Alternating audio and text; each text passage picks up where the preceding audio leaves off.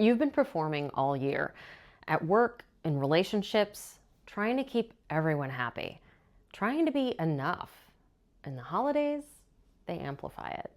The family gatherings where you're managing everyone's emotions and feelings, the questions about your life that make you defensive, the conversations where you're walking on eggshells, trying not to say the wrong thing, the exhaustion of smiling through it all. Maybe it's not toxic. Maybe it's just a lot. A lot of performing, a lot of making sure everyone else is comfortable while you're barely holding it together inside. And you're tired, not just holiday tired, soul tired. Because this isn't new. This has been your pattern all year, maybe for years. Saying yes when you mean no, over-explaining your choices, second-guessing yourself, shrinking so someone else can feel bigger, abandoning what you need to keep the peace. The holidays just turn up the volume on what's already been playing. So here's my question as we close out this year.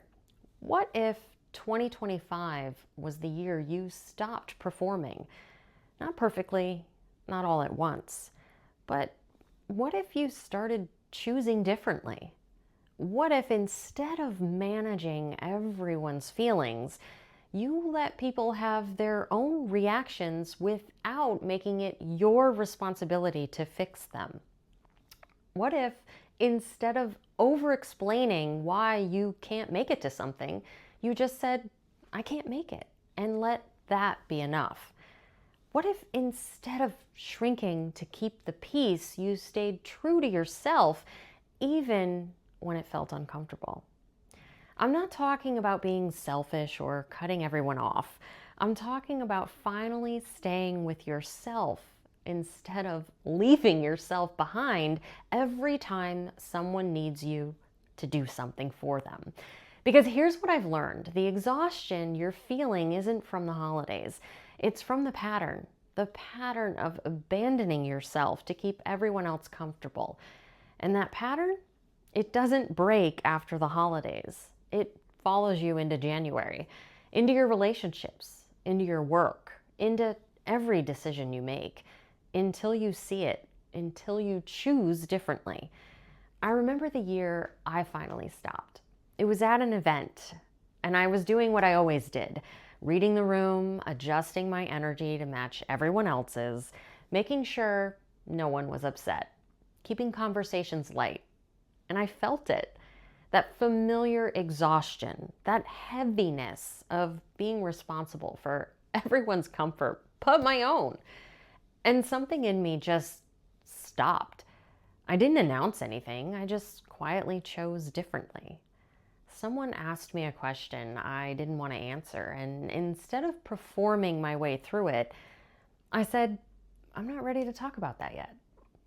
And the world didn't end. No one got mad. No one made it a thing. They just moved on. But I felt it. That tiny shift, that moment of staying with myself instead of abandoning myself to keep the peace. That was the beginning, not the end of performing, not overnight transformation, just the beginning of choosing differently, one small moment at a time. So as you move through these last days of the year, I want you to notice, where are you performing? Where are you managing other people's feelings at the expense of your own?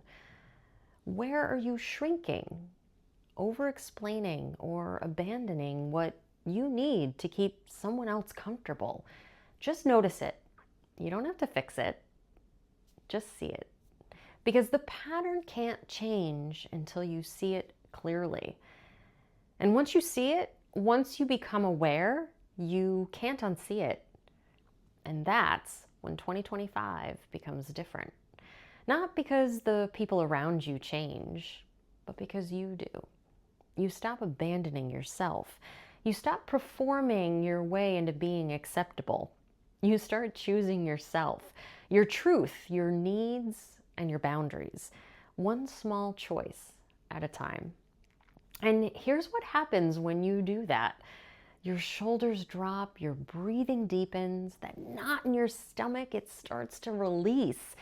Not because life got easier, because you stopped making everyone else's comfort more important than your own. People will either adjust or fall away, and instead of devastation, you feel relief because you finally have room to breathe.